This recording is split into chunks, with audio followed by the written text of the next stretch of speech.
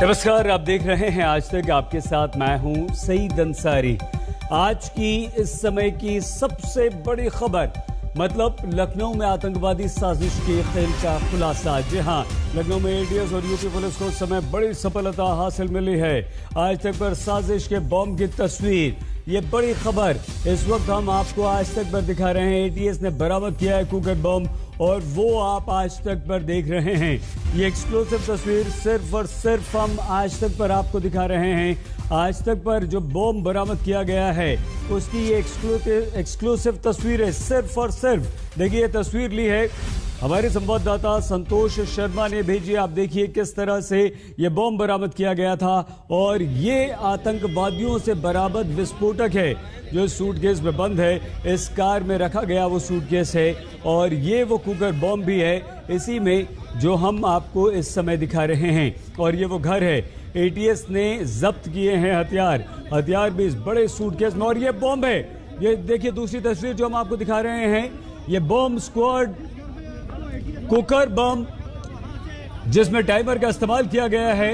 ये एक्सक्लूसिव तस्वीरें सिर्फ और सिर्फ आज तक पर आप देख रहे हैं। इस कुकर बम को बाहर लाया गया है और इसे गाड़ी में रखकर अब ले जाया जा रहा है इसे डिस्पोज करने के लिए। संतोष शर्मा के पास लिए चलते हैं जो वहीं पर मौजूद हैं। संतोष, बताइए, आंखों देखिए। देखिए, जो घर था, जिस घर से ये जो प्रेशर कुकर बरामद हुआ, जिसकी बरामदगी के लिए, जिसको हैंडल करने के लिए यूपी एटीएस को अपनी बॉम्ब डिस्पोजल स्क्वाड टीम को बुलाया गया, वो आप समझिए कितना सेंसिटिव था, कितना खतरनाक था कि एटीएस की टीम को अपना बॉम्ब डिस्पोजल स्क्वाड को बुलाया गया। और जो व्यक्ति पकड़ा गया, जो बरामदगी हुई, जो प्रेशर कुकर था, वो प्रेशर कुकर इतना हाईली सेंसिटिव था कि उसको लेकर के विशेष एहतियात बरती गई। वो जो घर था उस घर से बरामद हुआ है। अभी यहाँ पर जा रही थी, जांच की जा रही थी। उन 3 घरों के बजाय सबका फोकस इस एक घर पर हो गया है। सबसे बड़ी बात कि यूपी एटीएस, अभी जो हमारे पास सूत्रों के हवाले से जानकारी मिल पा रही है कि एटीएस की टीम अंदर तो है, लेकिन अभी यहाँ पर जब ऑपरेशन शुरू हुआ उससे पहले ही एटीएस की टीम इन लोगों से पूछताछ कर रही थी। लिहाजा अब यहाँ पर एटीएस की टीम, जो कमांडो की जो टीम थी, उसकी गहमा गहमी कम हो गई है। अब देखिए, यहाँ पर जो एटीएस की जो कमांडो टीम थी वो जा चुकी है। यहाँ पर आपको कोई नहीं दिखाई पड़ेगा। जो हमारे पास जो जानकारी मिल पा रही है कि अब इस घर में जो लोग थे, जिन 2 संदिग्धों की गिरफ्तारी की बात की जा रही है अलकायदा के कनेक्शन में, उन जिन लोगों की वो उनको पहले ही यूपी एटीएस की टीम ने गिरफ्त में ले लिया था। यहाँ पर उनसे पूछताछ के बाद जो घर में ऑपरेशन किया गया, सर्च ऑपरेशन किया गया। बाहर जो एहतियात के तौर पर लोकल पुलिस थी, एटीएस की टीम थी, वो तो नहीं है, लेकिन घर के अंदर एटीएस के कमांडो मौजूद है। वो एहतियात के तौर पर सुरक्षा के लिहाज से अंदर मौजूद है एटीएस की टीम, लेकिन बाहर जो सुरक्षा थी कि हमको इस दरवाजे तक पहुंचना हमारे लिए कल अभी 1 घंटे तक मुश्किल था। यहाँ तक हम पहुंच नहीं पा रहे थे। जो पुलिस की जो टीम थी वो मौजूद थी, एटीएस के कमांडोज मौजूद थे। यानी ये कहीं ना कहीं इशारा कर रहा है कि अब घर के अंदर बहुत कुछ बाकी नहीं है।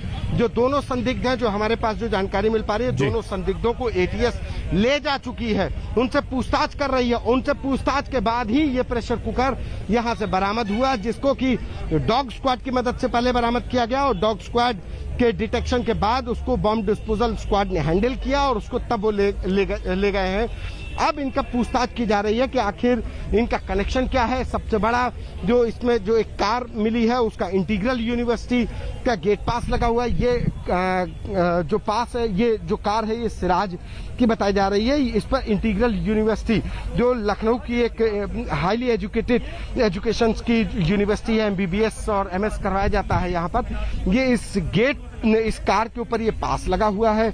लिहाजा अब यूपी एटीएस की टीमें इस एंगल पर भी पूछताछ कर रही हैं, क्योंकि अगर इस घर से किसी की गिरफ्तारी होती है तो उसका कहीं ना कहीं इंटीग्रल यूनिवर्सिटी से भी कनेक्शन को एस्टेब्लिश करने की, या उसका खंगाला जरूर जाएगा कि क्या हो रहा है, क्या नहीं हो रहा है। तो इस तरीके से अगर देखा जाए तो यूपी एटीएस का जो अलकायदा का जो कनेक्शन है वो खंगाला जा रहा है। और घर से जो प्रेशर कुकर बरामद हुआ, जो बम बरामद हुआ, वो बहुत खतरनाक था और उसके डेंजरस होने की वजह से ही बम डिस्पोजल स्क्वाड लगाया गया। और आप अंदाजा लगा सकते हैं कि उत्तर प्रदेश को दहलाने की एक बड़ी साजिश रची गई थी। जी सर जी। संतोष, क्या अब वहां से इन दोनों आतंकवादियों को भी ले जाया गया है या वो दोनों आतंकवादी फिलहाल अंदर हैं और उसके लिए थोड़ा सा इंतजार अभी हमें और करना पड़ेगा? देखिए, हमारे पास जो जानकारी मिल पा रही है कि और जो हम अभी तक जितना देख पा रहे हैं, यहाँ पर अब कोई एटीएस की टीम, जो सेंसिटिविटी सिक्योरिटी जो पहले थी, सुबह थी जब हम आए थे और अभी 1 घंटे पहले तक थी, अचानक से टीमों को हटा लिया गया। पुलिस की टीमें भी कम हो गई हैं, पुलिस फोर्स भी कम हो गया है। तो जो जानकारी मिल पा रही है कि दोनों ही जो संदिग्ध हैं वो एटीएस की हिरासत में है, उनसे पूछताछ की जा रही है। वो अब इस घर में नहीं है। अगर यहाँ पर होते तो शायद इतनी ज्यादा जो सुरक्षा व्यवस्था पहले थी, सुबह से थी, वो अब इतना कम न होती। हाँ, एटीएस की कमांडो टीम अभी अंदर है। वो एक जो जानकारी मिल पा रही है कि घर वालों की सुरक्षा के लिहाज से यहाँ पर अभी सुरक्षा कर्मी तैनात रहेंगे, लेकिन बाहर की जो सुरक्षा है वो हटा दी गई है। वो सामान्य तौर पर ये रोड है जहाँ पर अभी ट्रैफिक रोक दिया गया था, लेकिन अब ट्रैफिक यहाँ पर सुचारू रूप से चल रहा है। बस जो लोग हैं स्थानीय वो हैं और मीडिया पर्सन्स ही हैं, यानी कि जो सिक्योरिटी जो संतोष, देखिए, हम एक्सक्लूसिव तस्वीरें भी आतंकवादियों की दिखा रहे हैं। ये वो 3 आतंकवादी हैं जिन्हें गिरफ्तार किया गया है और इनमें से ये बताया जा रहा है कि एक आतंकवादी जो है उसकी उम्र 50 साल के लगभग है और 2 आतंकवादी रिटायर्ड हैं, यानी कि उनकी उम्र 60 साल के ऊपर है।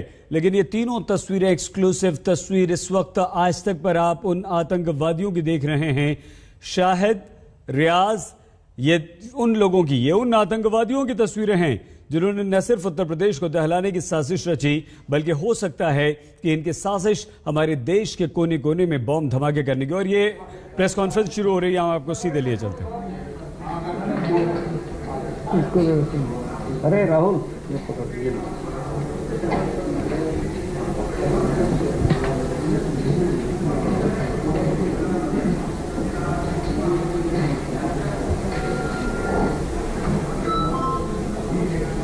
प्रेस नोट पहले बढ़ जाए फिर शुरू करें।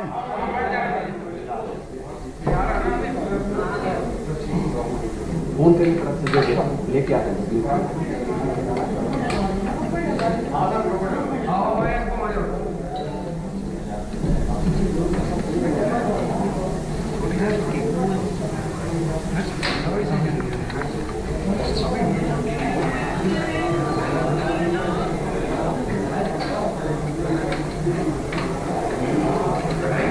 संडे के दिन आप लोगों को परेशान किया गया।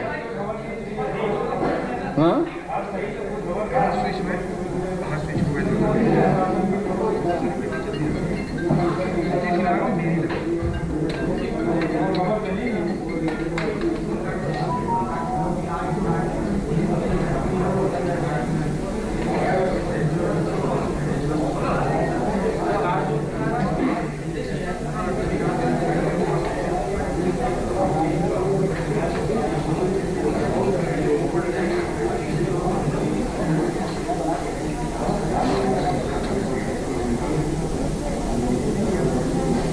देखो भाई, कितना टाइम लगेगा बस।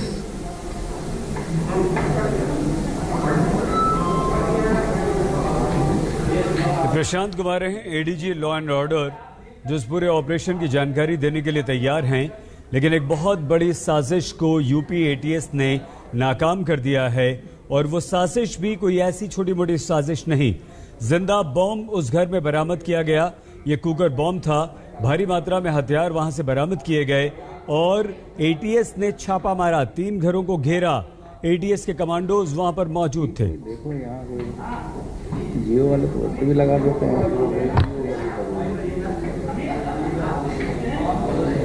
शुरू करें तब तक चीजें आ जाएंगी।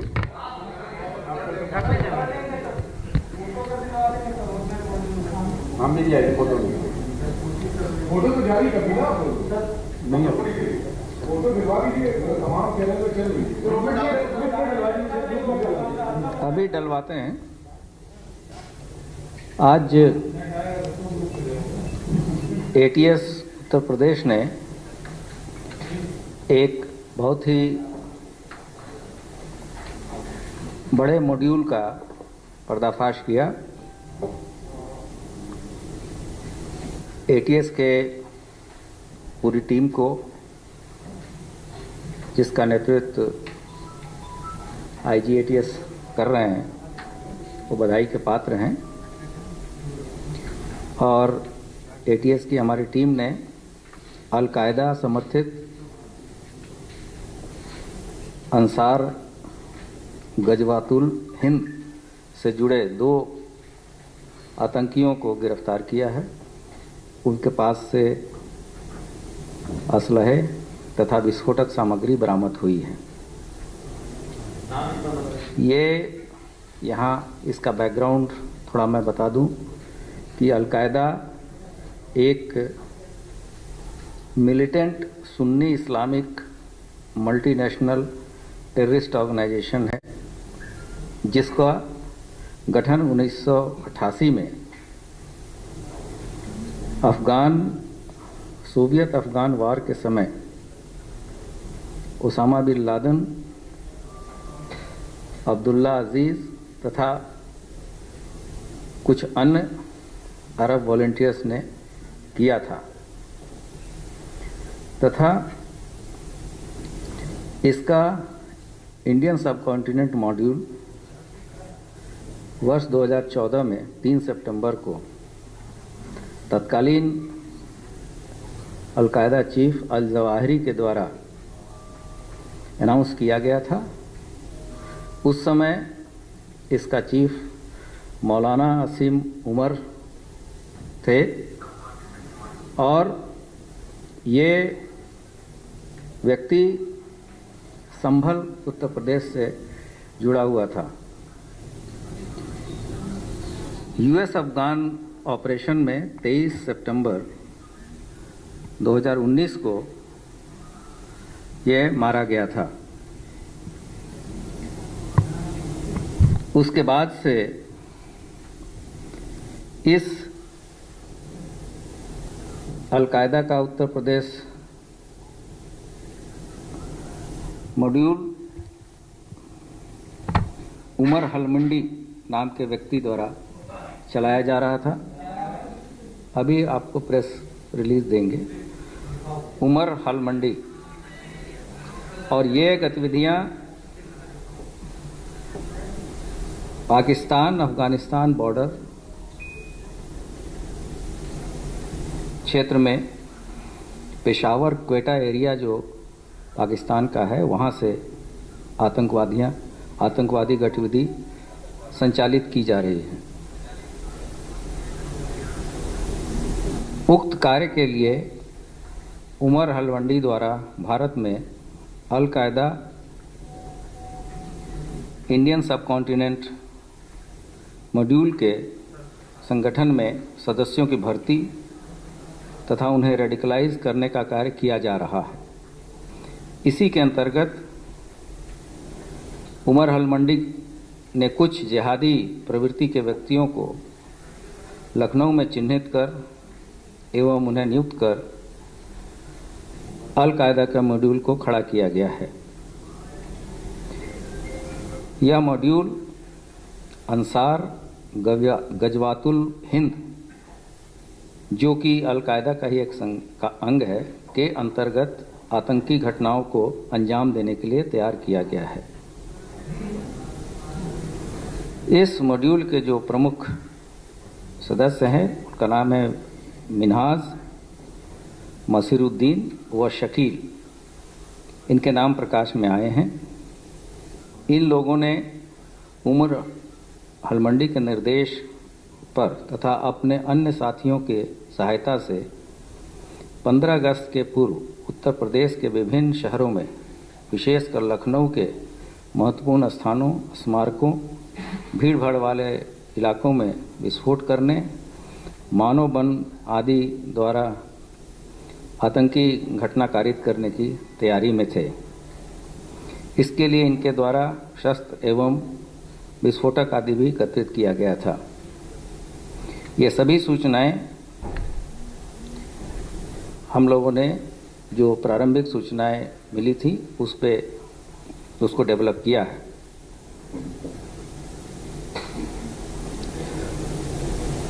फिर उपरोक्त घटना को अंजाम देने के लिए तथा योजना बनाने में मिन्हाज अहमद पुत्र सिराज अहमद निवासी रिंग रोड, बगारिया, जेहटा बरावन कला दुबग्गा थाना काकोरी तथा मसीरुद्दीन पुत्र अमीनुद्दीन निवासी सीतापुर रोड, मोहिबुल्लापुर लखनऊ थाना मड़ियाहूँ मुख्य भूमिका निभा रहे थे। इस गिरोह में लखनऊ तथा कानपुर के इनके अन्य साथी भी शामिल हैं। इनके द्वारा उत्तर प्रदेश के तथा मुख्यतः लखनऊ में कभी भी आतंकवादी घटनाएं की जा सकती हैं, इसकी सूचना थी। इस सूचना पे जो हमारी एटीएस की टीम को लगाया गया था और उन्हीं में से एक टीम ने आज आतंकी अभियुक्त मिनाज अहमद, जिसकी उम्र लगभग 30-32 वर्ष है, के दुबग्गा थाना काकोरी अंतर्गत जो निवास है वहां पर दबिश दी गई तथा अभियुक्त मिनाज घर पे मिला और उसके घर से भारी मात्रा में विस्फोटक पदार्थ तथा जमा तलाशी में एक अदद पिस्टल बरामद हुई है, जिसका विस्तृत फर्द या विवरण, फर्द पुलिस के लैंग्वेज में है, उसकी विवरण तैयार किया जा रहा है। घर से बरामद आईडी को बीडीडीएस टीम के द्वारा निष्क्रिय कराया जा रहा है। दूसरी टीम के द्वारा अभियुक्त मसीरुद्दीन, उम्र लगभग 50 साल, मसीरुद्दीन उम्र लगभग 50 साल को उसके सीतापुर रोड निवास मड़ियाहूँ थाने से दबिश के दौरान गिरफ्तार किया गया है और इसके पास से भी भारी मात्रा में विस्फोटक सामग्री बरामद की गई है और इसके पास से एक कुकर भी बरामद हुआ है।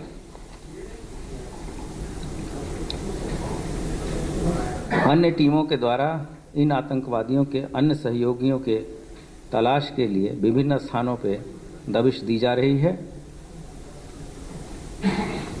पूछताछ के दौरान हिरासत में लिए गए अभियुक्तों द्वारा अपने सहयोगियों के घर से भाग जाने की बात बताई गई है, जिसके क्रम में एटीएस की टीम द्वारा स्थानीय पुलिस से सहयोग लेकर सघन चेकिंग कराई जा रही है।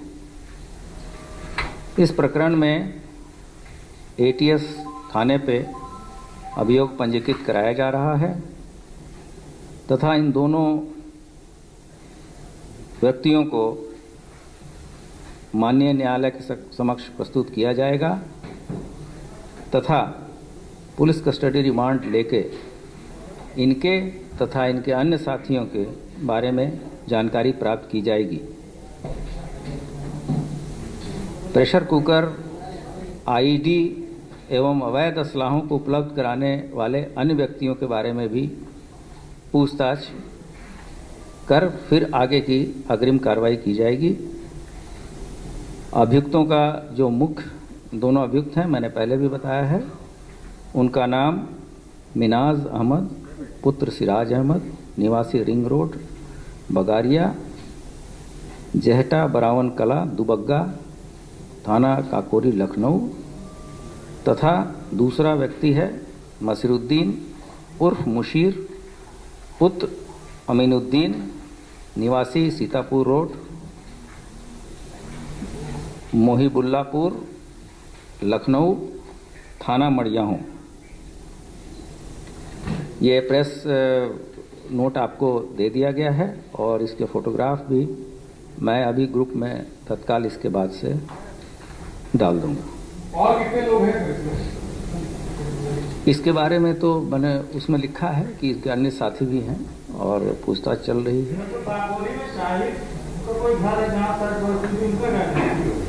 जो चीज़ें मिली हैं वो बताया गया है और अन्य जो चीज़ें मिलेंगी आपको समय से बताया जाएगा और आप इस चीज़ को अप्रिशिएट करेंगे कि ये राष्ट्रीय सुरक्षा से जुड़ा मामला है। इस संबंध में किसी भी व्यक्ति को गाइडलाइन भी है कि वहाँ लाइव टेलीकास्ट नहीं करना है जहाँ ऑपरेशन चल रहा है। और जैसे ही सूचना हमारे पास अभी तक की मिली है, हमने उसी समय बताया था कि 5 बजे हम ब्रीफिंग करेंगे। इसके बाद का जो भी डेवलपमेंट होगा, हम अगर आवश्यक होगा तो फिर से प्रेस कॉन्फ्रेंस बुला के आप सभी को अवगत कराएंगे। और विवेचना की महत्ता को देखते हुए और नेशनल सिक्योरिटी को ध्यान में रखते हुए आप सबसे भी उम्मीद है कि आप इस पे कोई कंजेक्चरल चीज़ें ना करें। जो फैक्चुअल चीज़ें हैं हम सब आपके साथ शेयर करेंगे।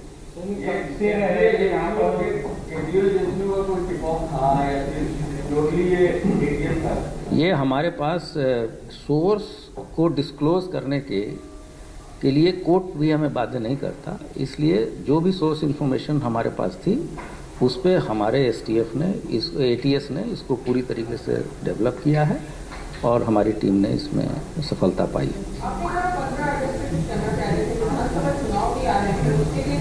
अभी तो 15 अगस्त जो चीज़ें इतनी जल्दी पूछताछ पे आई हैं, हो सकता है कि उसके पहले भी कोई घटना हो जाती। ऐसा जो आतंकवादी लोग रहते हैं वो मौके की तलाश में रहते हैं और जैसे ही जितनी हो सकता था कि 2-4 दिन में भी करते, 15 अगस्त तक भी कर सकते थे।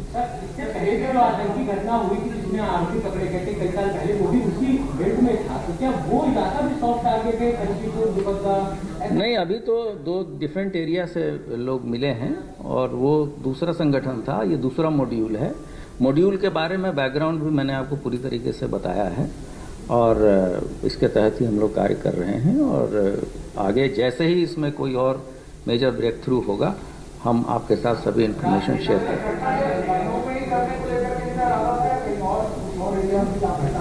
जी नहीं, मैंने लिखा है कि लखनऊ और अन्य शहरों में सभी जगह हैं, ऐसी चीज़ तो मैंने बोला नहीं है। मैंने आपसे रिक्वेस्ट किया था कि इस पे कंजेक्चर ना करें, जो चीज़ें हैं हम आपको बताएंगे, कोई चीज़ इसमें छुपाने की।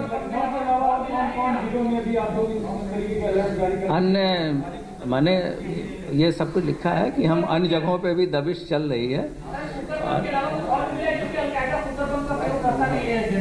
जी नहीं, मैंने बताया कि इसके अलावा विस्फोटक मिला है, वेपन मिले हैं। जी हाँ, पिस्टल मिली है। कायदा के अलावा भी किसी और से संबंध निकले हैं या सिर्फ अलकायदा समझते? अभी जितनी जल्दी और जितनी तेजी से, ऑपरेशन से ज़्यादा तेजी से हम आपके सामने चीज़ें बता रहे हैं, क्योंकि बहुत सारी चीज़ें प्रेस में अचानक चलने लगी और हम लोगों को भी कुछ चीज़ें संकलित करने के बाद से ही बताना था। तो जितनी सूचनाएं एकत्रित हो सकी हैं हम बता रहे हैं और इसके बाद से अगर कोई ऐसी बात होगी तो हम आपको जरूर अवगत कराएंगे। आप इसके अलावा कुछ बताएंगे? ये बताना आवश्यक नहीं, मैंने बताया कि सभी जगह हमारी साइमल्टेनियस हम टीमें भेजें।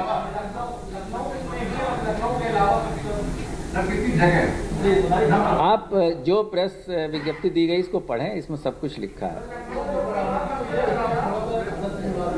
क्या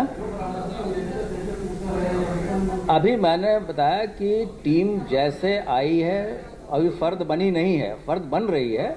फिर भी चूंकि आप लोगों के लिए देरी हो रही थी, आपको प्रिंट मीडिया में भी हैं और आपके जो इलेक्ट्रॉनिक मीडिया में सभी लोग पूछ रहे थे लगातार और बहुत बार हम लोग फ़ोन उठा भी नहीं रहे थे कि किसको कहें, किसको मना करें, क्या बताएं।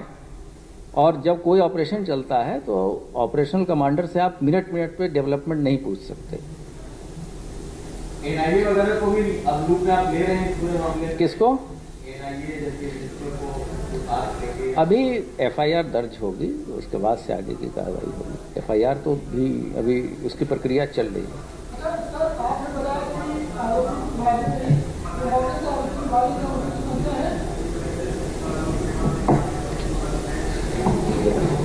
ये अभी इस बारे में जब इससे पूछताछ की गई थी, वैसे इसमें कई लोगों के बारे में जानकारी आई थी, लेकिन जब इनसे पूछताछ हुई तो इसने ये बताया है कि 2 लोग थोड़ी देर पहले किसी काम से गए थे।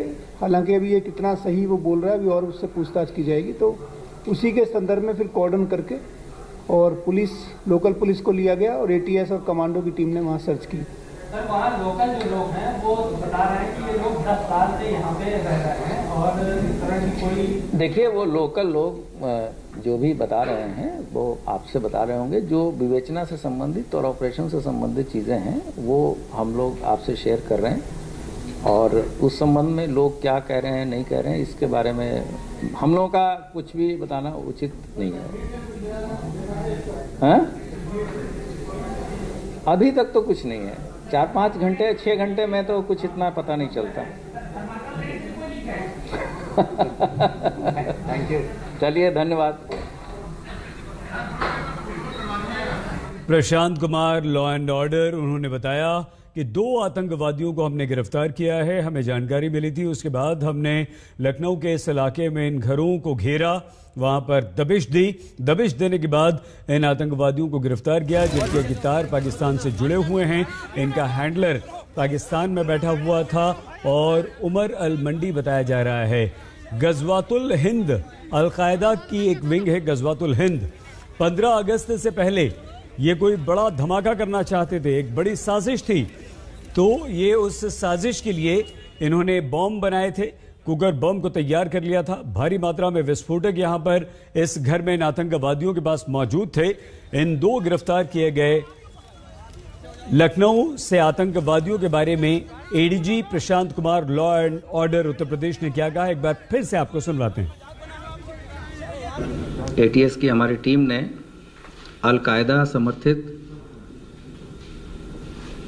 अंसार गजवातुल हिंद से जुड़े 2 आतंकियों को गिरफ्तार किया है। उनके पास से असलहे तथा विस्फोटक सामग्री बरामद हुई है। ये यहाँ इसका बैकग्राउंड थोड़ा मैं बता दूं कि अल-कायदा एक मिलिटेंट सुन्नी इस्लामिक मल्टीनेशनल टेररिस्ट ऑर्गेनाइजेशन है, जिसका गठन 1988 में सोवियत अफगान वार के समय उसामा बिन लादेन, अब्दुल्ला अजीज तथा कुछ अन्य अरब वॉलंटियर्स ने किया था, तथा इसका इंडियन सबकॉन्टिनेंट मॉड्यूल वर्ष 2014 में 3 सितंबर को तत्कालीन अल-कायदा चीफ अल जवाहिरी के द्वारा अनाउंस किया गया था। उस समय इसका चीफ मौलाना असीम उमर थे और ये व्यक्ति संभल उत्तर प्रदेश से जुड़ा हुआ था। UP ADG Prashant Kumar, law and order की पूरी प्रेस कॉन्फ्रेंस हमने आपको दिखा दी, सुना दी। उन्होंने एक एक बात यहां पर बता दी है। इस वक्त हमारे साथ कुछ मेहमान जुड़े हुए हैं। शलभ मणि त्रिपाठी जी बीजेपी से, अनुराग भदौरिया जी समाजवादी पार्टी, सतीश प्रकाश जी बीएसपी समर्थक हमारे साथ हैं। हमारे साथ अरविंद कुमार जैन जी हैं, जो कि फॉर्मर आईजी एटीएस है और फॉर्मर डीजीपी उत्तर प्रदेश हैं। हमारे साथ शांतनु गुप्ता जी हैं, जो कि पॉलिटिकल एनालिस्ट हैं, राजनीतिक विशेषज्ञ। आप सभी को नमस्कार, बहुत धन्यवाद। आपसे चर्चा की शुरुआत करें उससे पहले हम संतोष शर्मा हमारे संवाददाता के पास आपको लिए चलते हैं, जो लगातार सुबह से हमें ये जानकारी दे रहे थे, पल पल की वहां से जानकारी दे रहे थे। बताइए, प्रेस कॉन्फ्रेंस हो चुकी है, किस तरह का घटनाक्रम, कम शब्दों में जल्दी से बता दीजिए, फिर हम मेहमानों से बात करें। देखिए, अगर देखा जाए सुबह से ही ऑपरेशन शुरू हुआ। 3 घरों पर यूपी एटीएस ने फोकस किया। शाहिद, रियाज और सिराज के घर पर यह फोकस हुआ, ये ऑपरेशन किया गया। जब फोकस करने के बाद, जांच करने के बाद यूपी एटीएस ने सबसे जो सिराज का घर था उस पर जाकर के फोकस कर लिया। कुछ ही घंटों के बाद पूरी यूपी एटीएस की टीम की जो जांच थी वो सिराज के घर पर आकर के अटक गई। कुछ घंटे पहले सिराज के घर से एक प्रेशर कुकर बम बरामद हुआ। ये बम कितना खतरनाक था इससे आप अंदाजा लगाइए कि उसको ले जाने के लिए, प्रेशर कुकर बम को ले जाने के लिए एटीएस की जो स्पेशलाइज्ड यूनिट थी, बम डिस्पोजल स्क्वाड था, उसको बुलाया गया। उसको डिटेक्ट करने के लिए ऐसे छिपा करके रखा गया था कि उसको डिटेक्ट करने के लिए डॉग स्क्वाड को बुलाया गया। उसके बाद से अब गिरफ्तारी हुई है। तो सिराज का जो बेटा है मिन्हाज की गिरफ्तारी हुई है। मिन्हाज रेडिकलाइज्ड होकर के अलकायदा से सीधे कनेक्शन में आ गया था और उसके साथ ही मिन्हाज के अलावा एक दूसरे व्यक्ति की गिरफ्तारी मड़ियाव इलाके से गिरफ्तारी हुई है। ये यूपी एटीएस के द्वारा दिन भर में किए गए ऑपरेशन का नतीजा है कि एक अलकायदा का जो मॉड्यूल, जो संभल का रहने वाला चीफ था उमर, उसके मारे जाने के बाद से अलकायदा अपने पैर पसार रहा था, उसी मॉड्यूल का हिस्सा था ये 2 लोगों की गिरफ्तारी जो बेहद खतरनाक इरादों के साथ एक साजिश रच रहे थे। जी सही जी, बहुत धन्यवाद संतोष, आप बने रहिए हमारे साथ। लेकिन हमारे साथ कुमार अभिषेक, हमारे संवाददाता भी इस वक्त जुड़ चुके हैं। अभिषेक, हालांकि प्रशांत कुमार एडीजी ने मना किया है कि हम नहीं बता सकते सोर्स, और अदालत को भी नहीं बता सकते, और नहीं बताते हैं, अदालत हमें इस बात की छूट देती है। लेकिन ये कितनी बड़ी सफलता है अभिषेक, और चुनाव से पहले उत्तर प्रदेश में 15 अगस्त से पहले उत्तर प्रदेश में, न सिर्फ उत्तर प्रदेश बल्कि देश पर से कितना बड़ा खतरा टला है अभिषेक?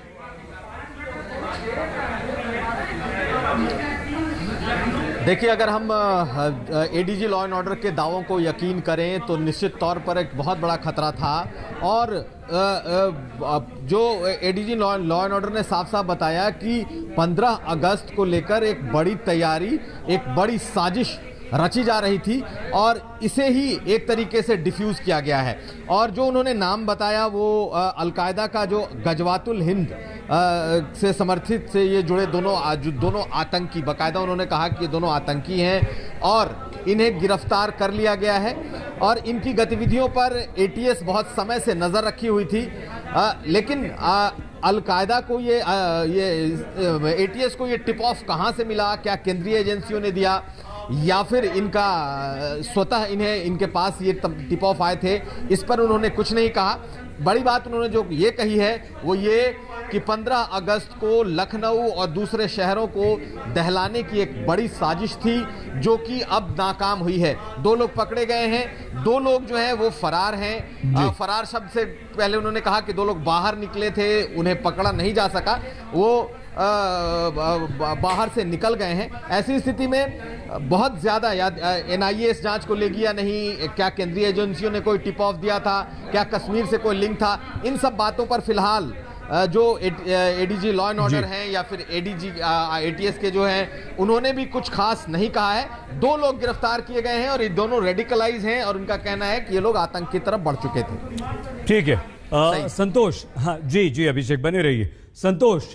संतोष, हमने देखा कि वहां से कुछ सामान भी उन घरों से एटीएस की टीम जो है वो लेकर गई है। एक बड़ा ब्लैक सूटकेस, कुकर तो दिख रहा है लेकिन वो बड़े सूटकेस में क्या था, कोई जानकारी मिली है, कुछ पता चल पाया है, कुछ बताया एटीएस की टीम ने? देखिए, जो बड़े ब्लैक के कलर के जो सूटकेस थे वो हमारे सामने ही वो गाड़ियों से आए थे और फिर घर के अंदर गए। कुछ घंटे बाद उन ब्लैक कलर के सूटकेस फिर वापस आ गए। हमारे पास जो जानकारी मिल पा रही है वो यूपी एटीएस की डिवाइसेस थी जो डिटेक्ट करने के लिए थी, जो इनके लैपटॉप से जो मोबाइल थे वो यूपी एटीएस ने इस ऑपरेशन को इतनी तेजी से अंजाम दिया क्योंकि उनको जो इनपुट मिला था वो मिला था कि उसको क्विक ऑपरेशन करना है। लिहाजा जो डिवाइसेस थी वो वहां पर उसको डिटेक्ट करने के लिए कि प्रेशर कुकर कहाँ रखा। प्रेशर कुकर हमारे सामने आया, हमने अपने दर्शकों को दिखाया कि कैसे प्रेशर कुकर को बहुत ही एहतियात से बॉम्ब डिस्पोजल स्क्वाड लेकर के जा रहा था और इतना खतरनाक था कि एटीएस की टीम ने हमको उस गाड़ी के पास खड़े नहीं होने दिया, हाथ नहीं रखने दिया कि हम वहां पर जाकर के अपने दर्शकों को वो तस्वीरें पहुंचा सके, हम वहां से कुछ बोल सके। एटीएस ने साफ तौर पर मना कर दिया कि इस गाड़ी को नहीं छूना, क्यों, अगर वाइब्रेशन होगा तो ब्लास्ट हो सकता है, ये इतना सेंसिटिव था। उसी ऐसी तमाम चीजों के लिए यूपी एटीएस जो टेक्निकली जो इक्विपमेंट्स थे उनको लेकर के गई थी और जो तस्वीरें जो सामने आई, जो सूटकेस थे, वो अभी तक बताया जा रहा है कि उसमें कुछ चीजें जरूर मिली हैं यूपी एटीएस को। जो इनकी छापेमारी से पहले यूपी एटीएस को जो जानकारी मिल पाई आई कि कुछ सामान नष्ट किया गया, कुछ चीजें जलाई गई, कुछ डिवाइसेस खराब किए गए, तो उनको भी डिटेक्ट करने की कोशिश की गई है। तो लिहाजा ठीक है संतोष, हम दोबारा आपके पास आएंगे। विभिन्न राजनीतिक दलों के नेता प्रवक्ता इस वक्त हमारे साथ हैं। शलभ मणि त्रिपाठी जी, बीजेपी प्रवक्ता। शलभ जी, आपको लगता है कि एटीएस थोड़ा सा इंतजार कर रही थी, जो खुफिया सूचना उसके पास आई थी, जब सही समय था तब रिएक्ट किया, या कहीं ना कहीं बरसों से ये लोग रह रहे हैं भीड़ भाड़ वाले इस इलाके में, 3 घरों में इस तरह की आतंकवादी गतिविधियां चल रही हैं और हमारे खुफिया तंत्र को पता भी नहीं चला? शलभ जी।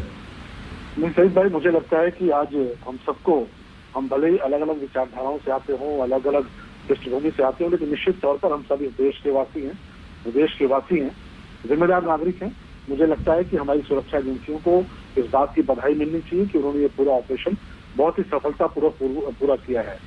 पूर्व डीजीपी AK जैन साहब यहाँ पर उपलब्ध है। मुझे लगता है कि इस विषय पर, क्योंकि आपने बहुत ही टेक्निकल सवाल पूछा है, मुझे लगता है ज्यादा बेहतर बता पाएंगे, लेकिन इतना मैं जरूर कहूंगा कि 15 अगस्त के पहले एक बहुत बड़ी साजिश थी, बहुत बड़ी तैयारी थी उत्तर प्रदेश को दहलाने की, खासतौर पर लखनऊ को लेकर। उत्तर प्रदेश का अगर आप देखेंगे तो इतिहास रहा है, यहाँ सीरियल ब्लास्ट हुए हैं, अयोध्या में हुआ था, काशी में हुआ था, लखनऊ में हुआ था, और अगर आप पिछले कुछ दिनों के दौरान देखेंगे तो तमाम सारी जो PFI की गतिविधियां हैं वह भी पकड़ गए हैं। आप देखिए, एक व्यक्ति मथुरा में गिरफ्तार हुआ जिसको अभी तक जो PFI का एक पत्रकार उससे जुड़ा हुआ बताया जाता है, जिसको हाईकोर्ट सुप्रीम कोर्ट तक ने अभी तक जमानत नहीं दी है। तो हमें लगता है कि निश्चित तौर पर हमारी जो एजेंसियां हैं, हमारी जो पुलिस के लोग हैं, मैं वो दृश्य देख रहा था कि कैसे जो ATS के लोग हैं वो जो विस्फोटक है उसको अपनी जान पर खेल कर किस तरह हमारे और आपके लिए उसको किस तरह डिफ्यूज करके ले जा रहे हैं। तो ऐसे में आज उनको बधाई देने का वक्त है, बधाई देने का क्षण है, और निश्चित तौर पर मैं मानता हूँ कि उत्तर प्रदेश की पुलिस ने, उत्तर प्रदेश की ATS ने बहुत ही शानदार कार्य किया है। एक बड़े गैंग को बॉस्ट आउट किया, एक बड़े साजिश का खुलासा किया। निश्चित तौर पर पुलिस और ATS सभी को बधाई देनी चाहिए। शलभ जी, इसमें कोई शक नहीं कि ये एक बड़ी सफलता है, एक बहुत बड़ी साजिश को यूपी ATS ने नाकाम किया है, इसमें कोई दो राय नहीं। लेकिन डर ये लगता है शलभ जी कि कहीं देर ना हो जाए, क्योंकि बैग भरकर वहां से हथियार विस्फोटक गया है, वहां से जिंदा बॉम्ब, कुकर बम बरामद किया गया है, तो ये सब चीजें पहुंची ही क्यों? पहले ही उसे क्यों नहीं रोक दिया गया? ये सवाल उठता है। लेकिन हम जैन सर से भी इस बारे में पूछेंगे। अनुराग भदौरिया जी, आपको लगता है कि 15 अगस्त और यूपी चुनाव से पहले न सिर्फ यूपी में धमाकों की साजिश, बल्कि माहौल बिगाड़ने की एक साजिश को भी हमारी यूपी ATS ने नाकाम किया है, और समय रहते आप मानते हैं कि एक बड़ी साजिश को टाल दिया गया, एक बड़े खतरे को हमने टाल दिया है? देखिए, मैंने पहले बोला था और फिर बोलता हूं कि जो हमारी नागरिक सुरक्षा होती है वो सबसे बड़ी चीज है। लेकिन उत्तर प्रदेश की पुलिस का आप निकम्मापन देखिए कि इतने दिनों से वहां पे लोग रह रहे हैं, बारूद वहां पे 4 सूटकेस बारूद इकट्ठा हो चुका है, इतनी सारी एक्टिविटी चल रही है, गैरेज भी चल रहा है इतने दिनों से, वहाँ लोकल जो पुलिस होती है वो सारे दिन वहीं घूमती रहती है और पुलिस को भनक नहीं। इसके मतलब उत्तर प्रदेश की पुलिस तो कोई काम कर ही नहीं रही है। उसको तो सिर्फ समाजवादी को पकड़ना होता है तो 1 सेकंड पकड़ के ले आते हैं उसको। अगर कल चुनाव है तो आज समाजवादी को घर से उठा लेंगे, उनके हाथ से लाठी भी होगी तो ले आएंगे।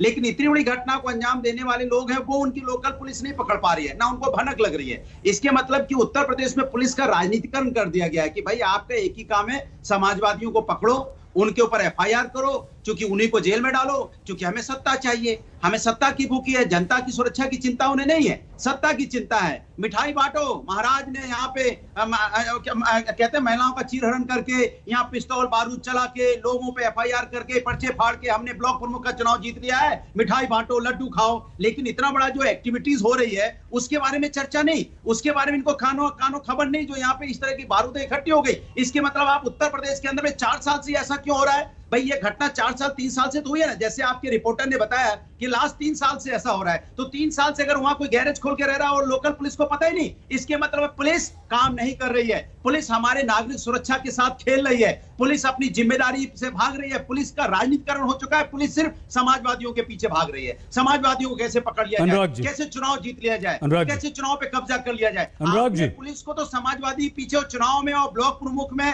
और पंचायती चुनाव में लगा दिया है, तो पुलिस यहाँ पे नागरिक की सुरक्षा कैसे करेगी? ये उत्तर प्रदेश के लोगों के लिए चिंता की बात हो गई है। आपने पुलिस को तो अनुराग जी समाप्त कीजिए ना, समय कम है और भी मेहमानों से बात करना है अनुराग जी लेकिन ठीक है, गलत कह रहा हूं तो बताओ। ठीक है, हमने ये सवाल तो एक सेकंड, ये सवाल तो शलभ मणि जी से पूछा ना, शलभ भाई ने कहा कि आपका जवाब कहां दिया? कोई बात नहीं, कोई बात नहीं। अच्छा ये तो बताइए अनुराग